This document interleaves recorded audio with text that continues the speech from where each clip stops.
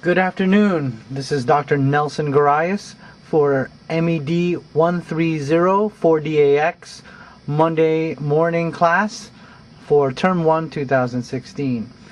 Now, on this particular 60-minute tape, we will be going over Chapter 4 and Chapter 5. Chapter 4 is Processing an Insurance Claim, and Chapter 5 is Legal and Regulatory Issues. Your quiz, which will be online, will be based on the homework that you guys submitted last week, and again, it'll be used along with your discussion for attendance. Okay, so might have to lower the camera a bit. Alrighty. Okay, so that should be good. Now, I'm also looking at my notes, Chapter 4, Processing an Insurance Claim, and we're looking at some certain features, like page 54 of your textbook. Of course, know your key terms and know your objectives. But I'll be just going over certain parts that are a little bit important, like right now. CMS 1500 claim form, we're going to be looking at that in a minute. That's your universal claim form. But here, to accept assignment, also known as accepting of benefits, it means that the patient and or insured authorizes the payer to reimburse the provider directly. Okay, so there's also an underlying thought right there, that the patient is responsible for paying anything, any co-parent and or co-insurance amounts that their insurance company doesn't pay. Okay, and all of this is part and parcel for our HCA friends in the audience, is part and parcel of accounts receivable management. Accounts receivable versus accounts payable. If you guys recall your Business 100 class, accounts receivable, we're very interested in that because that's the money coming into our facility. And remember, this is a business. So one of the tools that you use to use that, now most insurances require that you use their form, but in the face of you don't have their particular form, and also there is and you're filling out Medicaid, Medicare, and you could see here various other types of government agencies, TRICARE, CHAMP VA, Group Health Plan, and FICA Black Lung. All of these guys are part and parcel of CMS, which is the Center for Medicaid and Medicare Services. And this is known as the HCFA 1500 form, or Health Insurance Claim Form. And you can see where it got going, HCFA, HCF. But it's now called the CMS 1500 form, which stands for the Center for Medicaid and Medicare Services. Form 1500, which is right here. And it's readily recognizable because it's the claim form, that it's pink lettering, and a white background. And you can see everything on this part of the form, on the upper third of the form, is like the demographics, and the most common errors that you will most likely see is right here: insurance ID, insurance name. Box 1A and a box 4 error, right here. Even box 2 is related. Another most common one is insured date of birth. And remember, all the dates of birth, all the dates that, even though it says YY for year, should be done in the proper format. And the proper format is 2-digit month, 2-digit day, 4-digit year. Okay? And remember, they're all about formatting. I may have mentioned this already in class. For example, you print or you type right here on the line, and it's interfering with the red line. The way CMS reads these forms, because they receive hundreds of thousands of these forms per day, the way they read these forms, even is electronically. So if the electronic reader finds it unclear or not neat, they'll just simply, let's say the part that isn't so clear is in box 5, but you have the proper street address. It's just that you wrote it sloppy, or you typed it and it ran into one of these pink lines. Well, guess what? That will be returned to you, and it'll say a box 5 error. Okay, so when you're filling out these forms, you have to be very specific, and even when you type out the X's or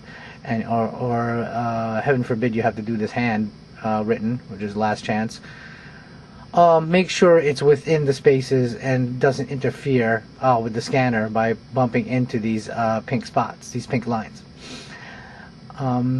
Here is what we talked about in the page earlier, accepting this form. So the insured has to sign here and an authorized signature here, and that comes into play with our signature on file. And accepting it down here, the physician and or the office manager must sign right here in box 31, and they must click yes or put an X right here on box number 27 that they accept the assignment. Okay, and remember, accepting the assignment means that you will accept pretty much the proper protocol of 80% on the dollar. Okay, so let's look at some other things when this signature on file. So you look at my notes, signature on file, you read about that, and know that you can write that in these spaces here, box 12 and box 13, and that's signature on file. And you know that it's good for only 365 days, because just imagine we have to ask the permission, even just verbally, on every single claim for every single patient. It's cumbersome. So the signature on file helps us with that. Now on page 56, let's go to the next page. Know these bullet points, because those are your responsibilities of a current receivable manager or your or whoever the financial officer is. Okay. Insurance verification forms. All those forms, remember, registration is the first part of the billing cycle, and that's when you get all those insurance verification forms and whatnot. And remember, that's always the first part. So even if you have an established patient, whoever's working the front desk, or if you're working the front desk, the one question that you must always ask is, there anything difference between any of the demographics, your phone number, your address and whatnot? And another important question is, anything different regarding your insurance? Okay, do you have a new insurance card? So on and so forth. Okay.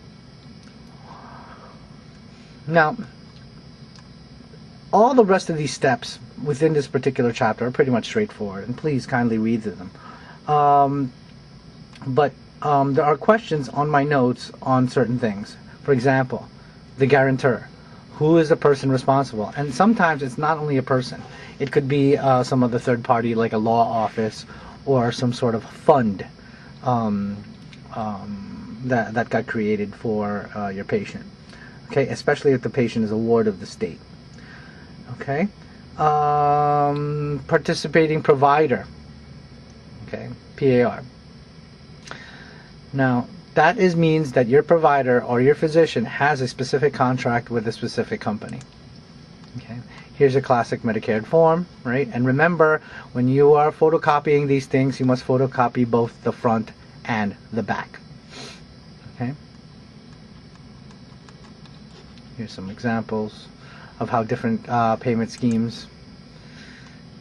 Consultation. Make sure that if somebody's coming in, you have, prior to scheduling an appointment with a specialist, you must obtain from your PCP or your primary care provider, right here, right?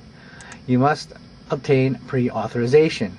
Pre-authorization also comes with a pre-cert or pre-certification number. That number is golden. And that number is only good for a certain amount of visits and for a certain amount of time frame. So get the patient scheduled. And remember, another little important thing regarding consultations, make sure you give them a call at least to say thank you. Thank you for the other facility for giving us business. Okay? Go through the steps. Let's see. Photocopying both sides.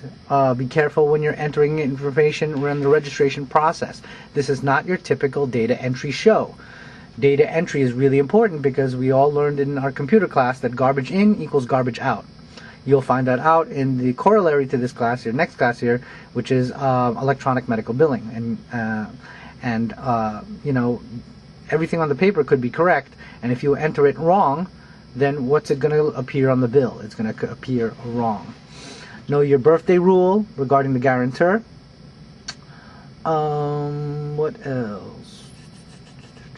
Okay, let's now go over another piece, which is an encounter form. Now this, of course, patient registration form. Make sure the patient fills it out neatly, and make sure they do it nice and steady and slow. That's why all new patients, you always try to get them in at least 30 minutes before their appointment. Okay. Again, that's like the third time they wrote that. Photocopy the front and the back, because the back has certain phone numbers and certain numbers that may be important, that is important. Okay. Primary insurance, of course, is the insurance that will pay what? The 80% of the billed amount. Secondary plan should bill the remainder. I've mentioned this in class. A classic example is Aetna Medigap. Medigap will pay the 20% that Medicaid, Medicare won't. Okay, that's if you are a member of Medigap. Okay, birthday rule, we know about that. Let's get to encounter form. Okay, an encounter form, also known as a super bill, and in the hospital it is called a charge master. As you can see, looky here, what is on the encounter form? Of course, doctor's information, okay, including their EIN and PI numbers. Okay, you need those numbers for billing, and of course it's kind of like a menu. Look at all these CPT codes. We'll be talking about what is a CPT code, but CPT, Common Procedural Terminology Code, this is like things that, you know, we did. Was it a new or established patient? Was it just an office consult? Was it an actual office visit? New or established patient? And remember, an established patient who doesn't come to our office within 365 days has to be treated like they're new. Okay? Because a new patient, when they come in, I've got to do a whole bunch of new tests. I have to do a whole entire new history, and that takes time, and that requires a lot of work on our part, and we should be paid accordingly.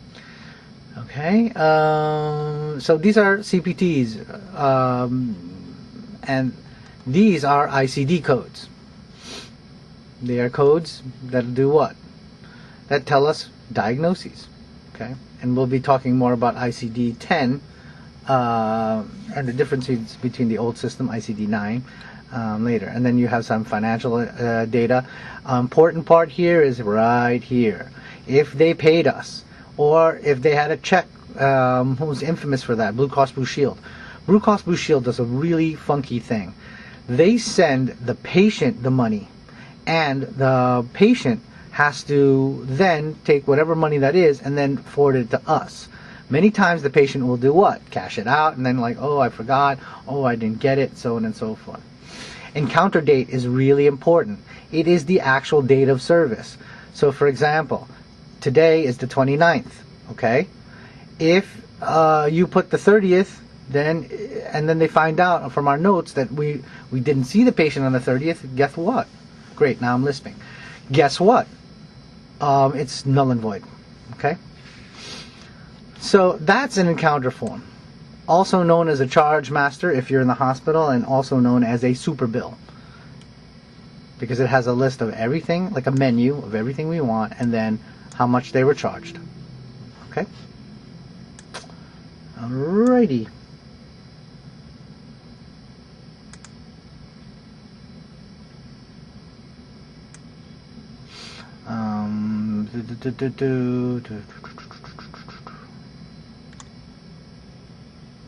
Again, steps, very straightforward. I'm trying to find what's next. Let's look at patient ledger, day sheet, walkout statement. Here you go. Here's a ledger card. Now, nowadays we don't have actual cards. Everything's electronic. So this is what a ledger would most likely do. It would have date of service, what was done, code, and what was charged, what was paid, and if there's a balance. And it also will tell if there's a previous balance. Okay? So that's pretty much what a ledger card is. Now, a day sheet, and here's an electronic version of it.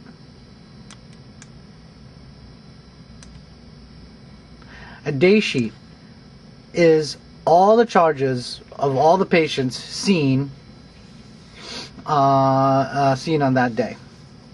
okay, or for that particular shift. There's some places we have like 2 day sheets because some offices, I used to be in an office where we had a morning shift and an evening afternoon shift, and there were 2 separate day sheets for those. It could be combined, it depends, but we had crazy volume, so we had different sheets. And remember, the day sheet only should have 1 date of service on it. Everything that happened for that single date of service. Now, what's a walkout statement? A walkout statement is pretty much a receipt. It kind of looks like a ledger card. Let's go back to a ledger card.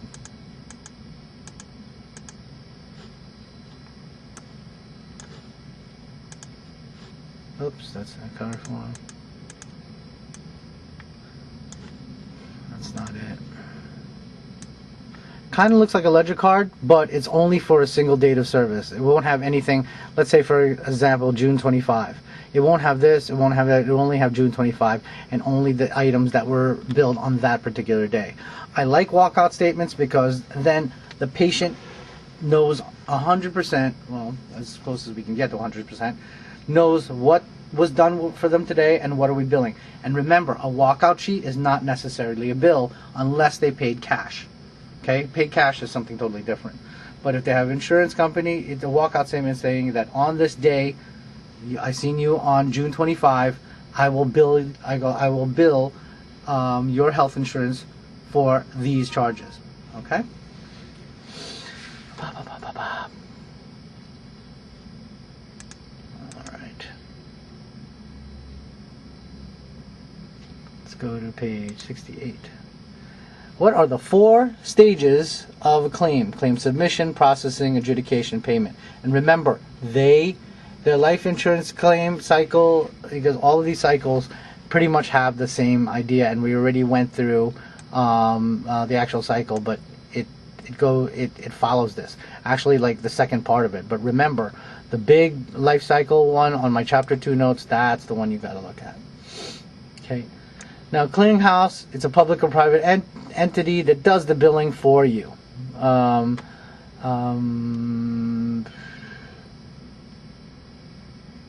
Value-added network, you can read there. Okay, so pretty much this is a very simplified version. And remember the term: if the claim goes through this process only once and gets paid immediately on the first round, that is called a clean claim. EDI, electronic data interchange. You got to kind of think of it as the way the computers talk to each other. Okay, and remember they have to be encoded, and that's why we have HIM people to deal with. Okay.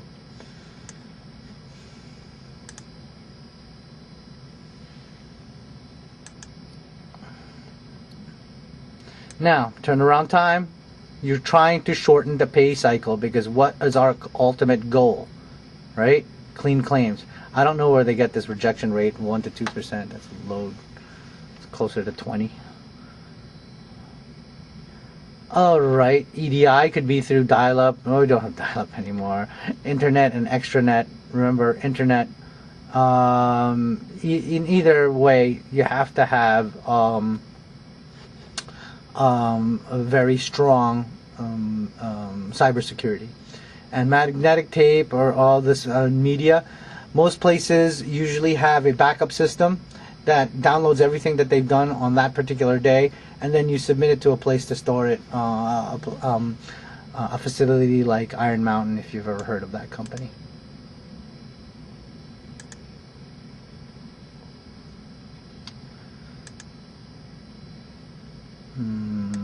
Coordination benefits, claims adjudication. These are items that we already discussed.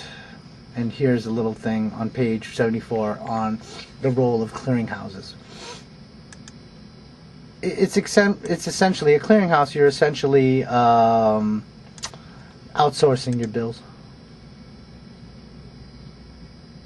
Okay. Remember, coinsurance is the percentage the patient has to pay for covered services, right, beyond their deductible. Most plans are 80-20.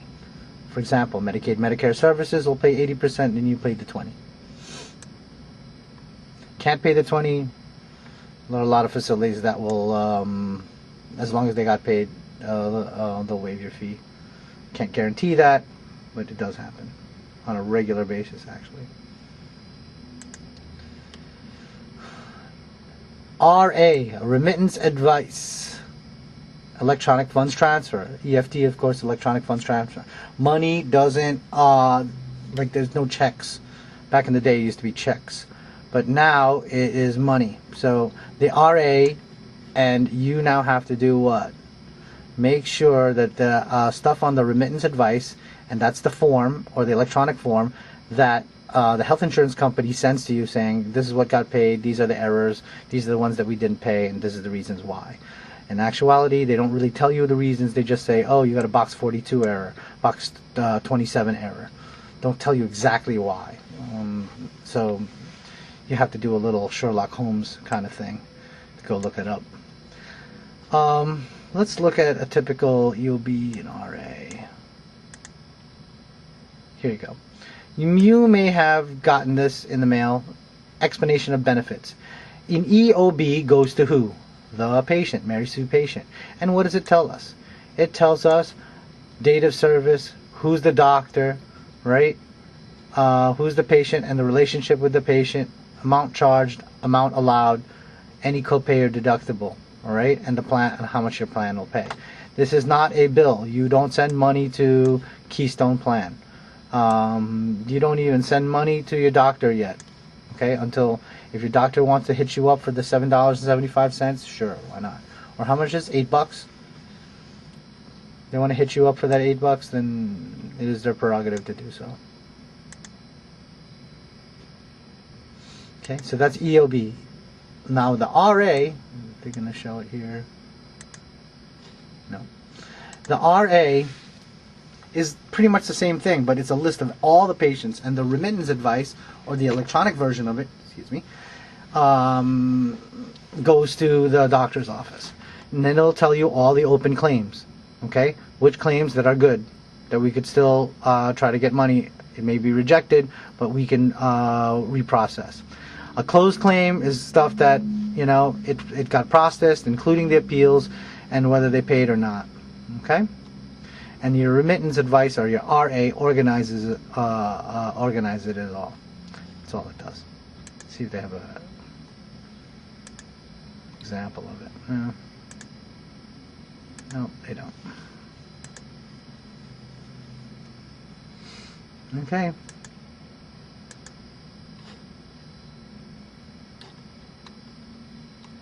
Oh, here's one, and here's another important thing about this RA. So what does the RA tell me? It tells me my patient, it tells me current balance, and it also, see this part right here on the top, 31 to 60, 61 to 90, 91 to 120. That is aging. Remember, we get to this, the red zone, we got a problem. Okay. Alrighty, that was Chapter 4, and we'll be right back to talk about Chapter 5 real quick. See you in a bit.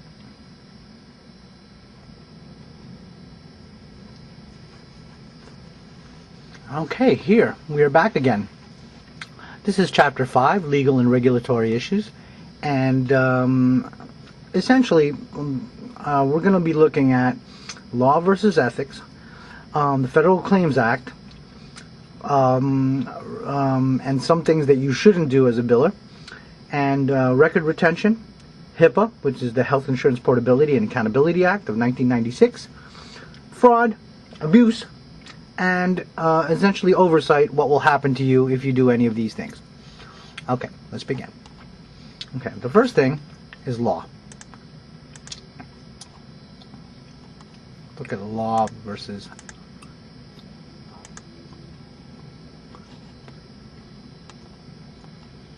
alright. Okay. You see all these bunch of laws. Federal Claims Act, Food and Drug, Social Security Act. You don't need to memorize them, don't need to know the year. It's not a history class. But the one thing you need to know is that all of these lists of federal laws are the minimum standard of what you should do. They're the lower standard. Okay? Also known as statutes or statutory law, right? Many of them are developed from several sources, and one of them is precedent. So if it happened before, or if there's been a ruling somewhere, especially in that locale, then that ruling usually should stand, and that's a precedent. But do understand that law is the lower standard, and you'll go in far greater detail in your medical law and ethics class in the future, or if you've already done so. Okay? Or if you already took the class. Now, there's two types of law, civil and criminal. Now, civil means that you're being sued by another person. For example, my notes say that Dr. Nelson Grias versus Dr. John Carbow. So, if I had beef with Dr. Carbow, we'd go to court, and it would be civil court because it's one person against another person. But criminal law means that the whole government or the whole community as a whole has a problem with you. For example, Commonwealth of Virginia versus Dr. Grias. Okay, so those are the two kinds of law that you're looking at, and one of the really important ones is right here, the False Claims Act, because that's what you're doing. You are claiming that we did this to the patient, we saw the patient, we did the following things to them, and we should be reimbursed for it. And those things are based on two items. One, the diagnoses. Two, whatever CPT or procedures that we did, which includes the actual visit. Now, where people get into trouble is this term right here, upcoding. Right here in this green box, and of course it's highlighted. Upcoding is when you do stuff like, let's say for example you saw the patient for 5 minutes and you charge them for 20. That's upcoding. Okay? It's illegal, and it's violating what? The False Claims Act, and it's violating a very basic lower level of standard. Remember, ethics is the higher standard, law is the lower standard. Law is pretty much the minimum you must do in this universe not to be put in jail or to be sued, either way. But upcoding is not good because you are claiming that you did more when you didn't. Okay? So that is the False Claims Act, or FCA. And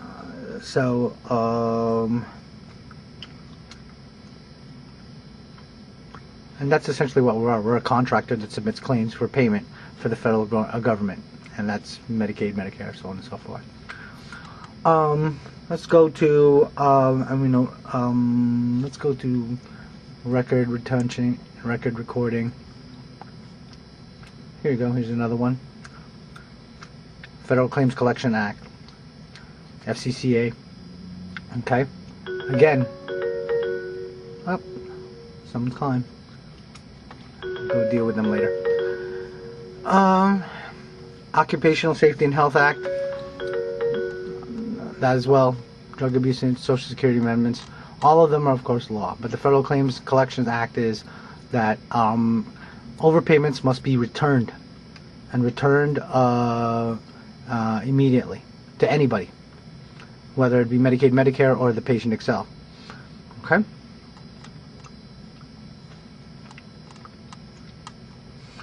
HIPAA. Where's HIPAA?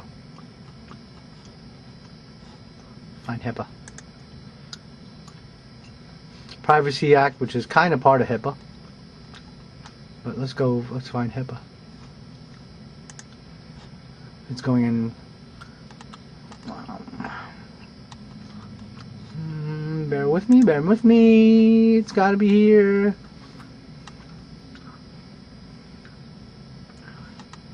It happened in '96, so here you go. I don't know why I didn't highlight it. And where's my cursor? There it is. Okay. Health Insurance Portability and Accountability Act. There are two parts of it. The portability part and the accountability part. The part that we're most concerned about is the accountability part.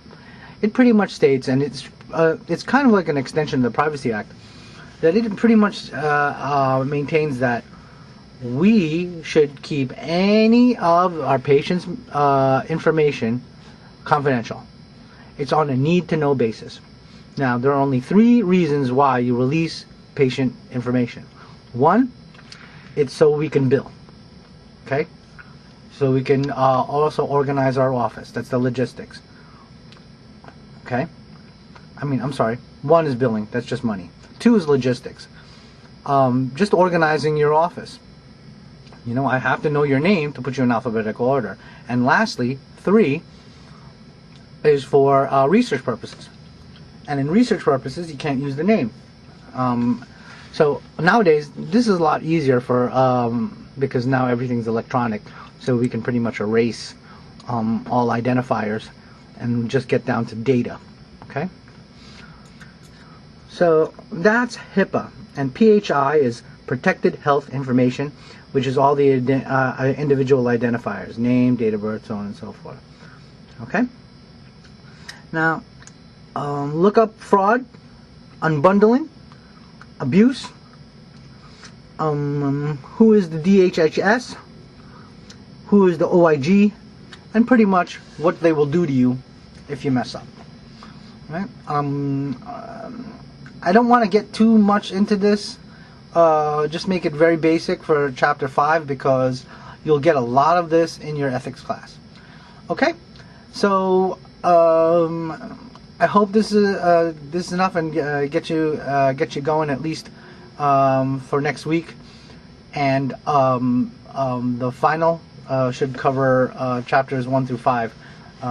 If it wasn't for the holiday observances and the weather, we would be further along. But no worries, we have more than enough time, and the schedule will catch up after the midterm. So next week we'll have the midterm, 50 items, multiple choice, based on chapters 1 through 5. And if there's 5 chapters, there's got to be 10 items from each. Okay? So look at your objectives, look at the bolded items, and those are the ones you should concentrate on. All right? Ladies, thank you very much, and good luck, and I'll see you on Monday.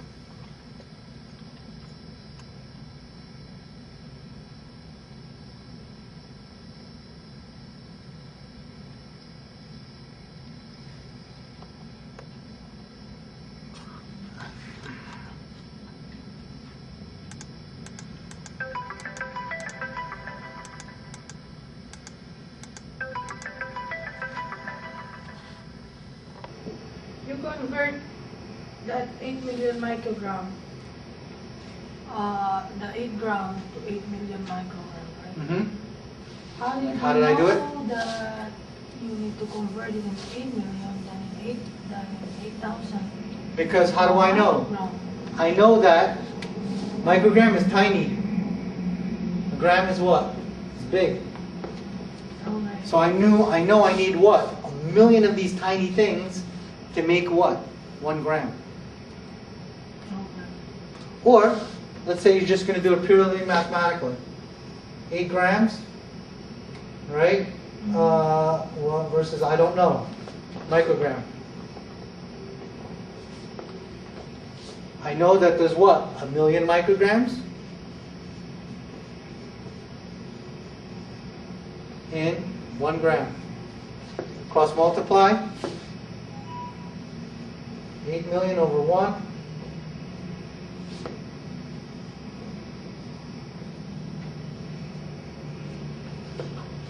Micrograms. Okay. So, in a way, it could also be seen as a 2-step problem. Okay? So, look at your homework. I believe it's homework 5. I'll be posting it this afternoon. And it's going to be all this conversion type things. And it's going to concentrate on kilogram to gram, milligram to gram, microgram to kilogram, back and forth, back and forth, back and forth. I'll throw in a couple of volume stuff too, with milliliters to liters, microliters to liters, that kind of thing. Very simple, very straightforward, but you can easily see how it can throw you for a loop if you don't understand this part right here. You don't understand this chart right here. Microgram is very small. Milligram is small. Gram is small, but the kilogram is big. Alright, so be on the lookout for homework. Due next week, and next week we will start Chapter 8, and that'll be the items that we were supposed to go over today. Alrighty? Thank you very much. This is Dr. Grice signing off.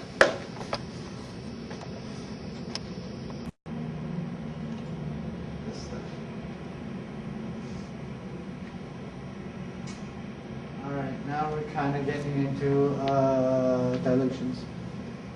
Dilutions? Yeah. So that's a different formula, right? Yeah. So we're on page 198, and some medications, they come in powder form, and they have to be reconstituted. Now, what does reconstituted means? When you Mix it. you got to mix it, you got to add water. So the PV, or powder volume, is the final volume minus the diluent. Now, or the diluting agent. And again, it could be water, it could be alcohol, it could be oil. So let's look at an example.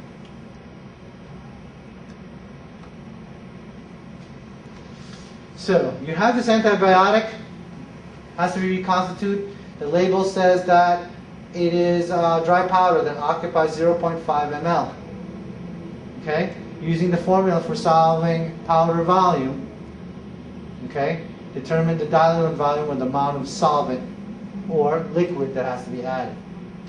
Okay, so here's some examples. Okay, and we'll look at that. And all I'd have to do is do what? Just tell you what it is, and you should